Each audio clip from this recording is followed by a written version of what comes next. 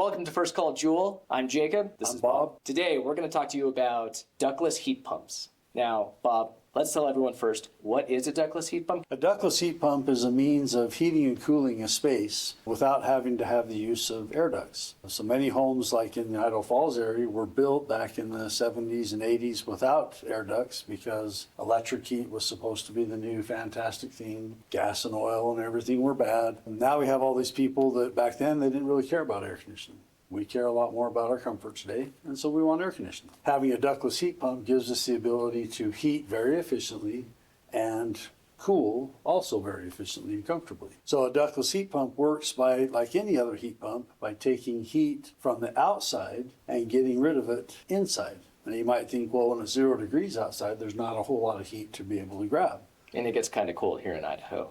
It gets pretty cold. But until we get to absolute zero, which is way cold, hundreds of degrees below zero, there's always heat to be able to be grabbed, and using compressed refrigerants, we can pull that heat from one space and distribute it into another space. Just like an air conditioner does the opposite thing. In the summertime, it's taking heat from inside the space and then getting rid of it outside again using the compressed refrigerants. Much like a refrigerator or freezer does, taking the heat out of the product that's put into that box and then getting rid of it outside of that box. Are there different types of ductless or ductless heat pumps? All kinds of different forms that ductless heat pumps come in. There's the units that sit on the wall. That's probably the most common. There's units like we have here in this building that are up in the ceiling. There's some that sit down on the floor. So lots of different forms that a ductless heat pump can take. There's an indoor unit combined with an outdoor unit. We'll generally have a refrigerant line set that's usually built out of copper that's going to go from the indoors to the outdoors to have the refrigerant circulate back and forth in. So yeah, that's kind of the kinds of ductless heat pumps. But then there's also efficiencies. There's more efficient units, less efficient units. Of course, the more efficient, the more expensive. And then the more efficient generally also will go down to lower temperatures. So like if I was in Northern California and maybe it only gets down to 40 degrees, maybe the coldest one day or two out of the year might get down to 30, then having a medium temp ductless heat pump will work just fine. But here, where it has the potential to get well below zero, we want one that can get clear down to below zero and still be putting out 100% of its designed heat so that it can keep the space warm. Now the great thing about ductless, straight electric heat, every watt that you put in, you get 1 watt's worth of heat back out. So we define heat often in British thermal units. So there's 3.4 BTUs worth of heat in 1 watt of electricity. With a ductless heat pump, for every watt that we put in to run the heat pump, we can get as much as 5 and 6 watts worth of heat back out of it, depending on the temperature and the efficiency. You know, if I have a space heater that I plug in that's a 1500 watt space heater, well, I'm going to get 1500 watts worth of heat back out of that. But if I take that same 1500 watts and put that into a ductless heat pump, maybe I'm going to get 6, 7, 10,000 watts back out of that same 1500 watts. So it's the kind of exchange that if you can do, if we were doing that in money, you would say, well, let's do that all day long. If you were giving me 1 and I was giving you 6, why not? Depending on the lowest temperatures, around $2 back out. More normal kind of temperatures are going to be $4, $5, $6 back out for every dollar that you put in.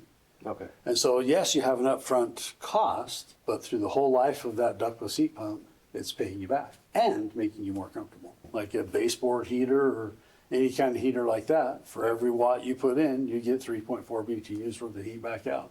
And it's just the law. It's something that's natural. There's nothing we can do about it. It is what it is. But using compressed refrigerants, we can get far more back out for every watt we put in. We're not just creating resistance heat. We're actually circulating refrigerant around and expanding it and contracting it, changing its state, and therefore can get much more energy back out than we put in. Getting a ductless heat pump can seem pretty expensive. And if you're spending thousands of dollars, that is expensive for a lot of people. Why is it that way? It's a fairly involved process. Using compressed refrigerants, the refrigerants have what we call POE oil built into them, and that oil absorbs moisture.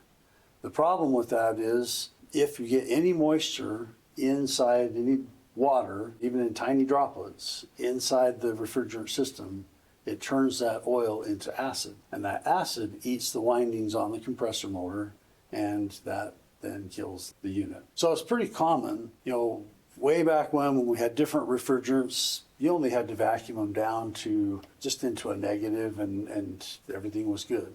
Then back when they came out with 410A refrigerant, that one we had to start using micron gauges, and we had to actually start making sure we were vacuuming down to below 500 microns, and then making sure it would actually hold at that 500 microns. Because the old refrigerant would, besides the old one didn't absorb water like the new one does, the old one ran around 200 psi. The new one runs at around 600 psi. So any potential leak, we have a far greater chance of the refrigerant leaking out. If the refrigerant leaks out, then we don't have the right mixture and we don't have the right quantity, and the unit quits working. Somebody's got to come find and repair that leak and vacuum it down again. It gets very expensive to do that. So it's best to get it put in the first place with 0 leaks and to make sure that it's vacuumed down properly.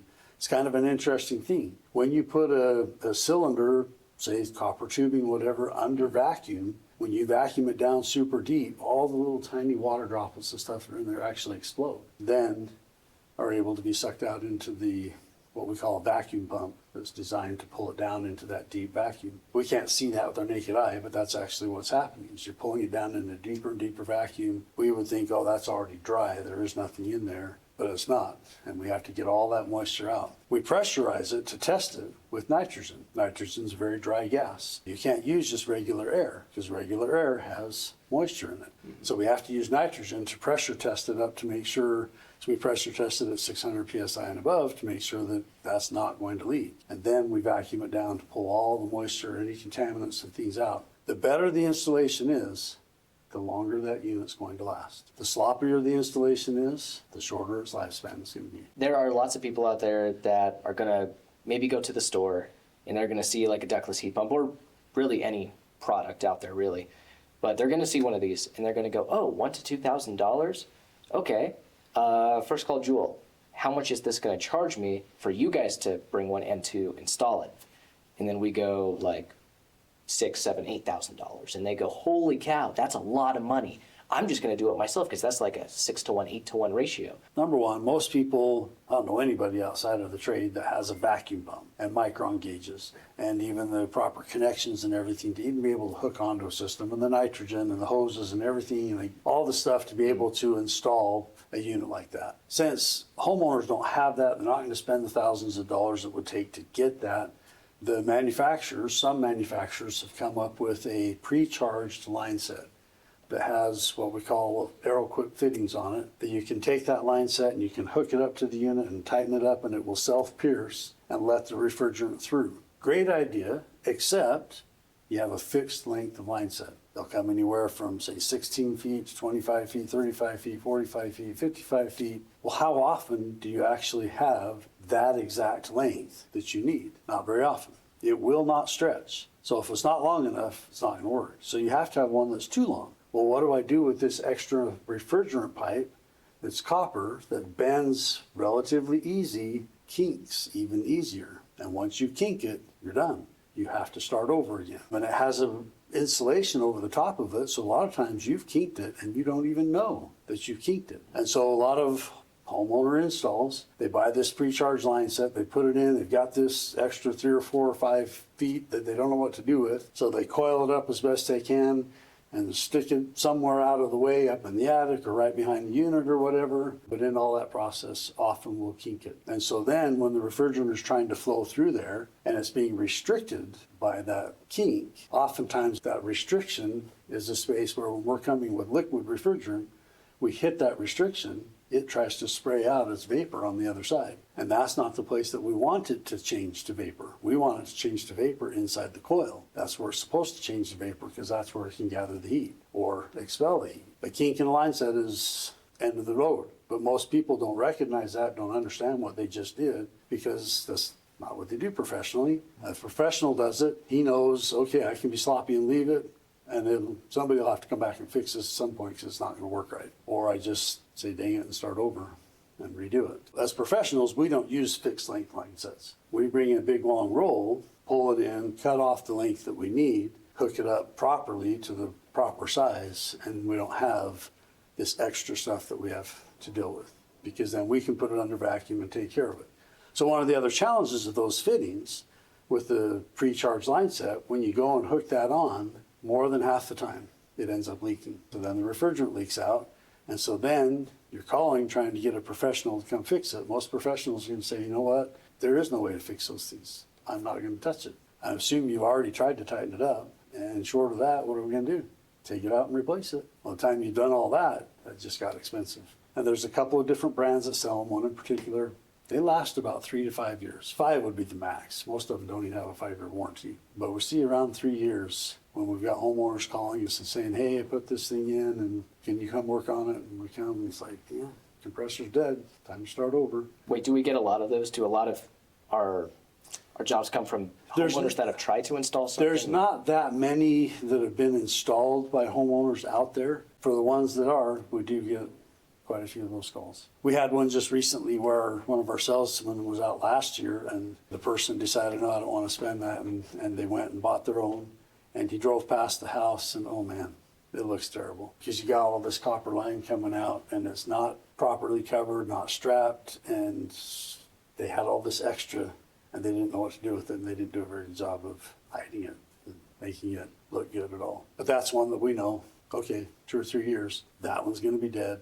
And it'll be time to replace it again. So yes, you can either spend the money up front and get it done right and have 10, 15, 20 years worth of excellent service out of the thing, or you can do it cheap and get 3 or 4 years out of it and get to do it again. Not only is it probably not done right by, homeowners that might do it like that, but it's probably also not up to code. Would you say that's pretty fair to say? Yeah. I mean, chances of because the code's pretty person doing the code stuff correctly is, and a lot of people don't care whether it's up to code or not, but we have to care. When we do it, we got to do it right and do it such that it is safe and up to code because that's the way it should be. But a homeowner can do whatever they want. Fortunately, we still live in America and we can do whatever we want until it affects somebody else. Another question that I know people have for us is, say they spend all that money on, and they take that chance on getting a professional install, whether with us or with somebody else.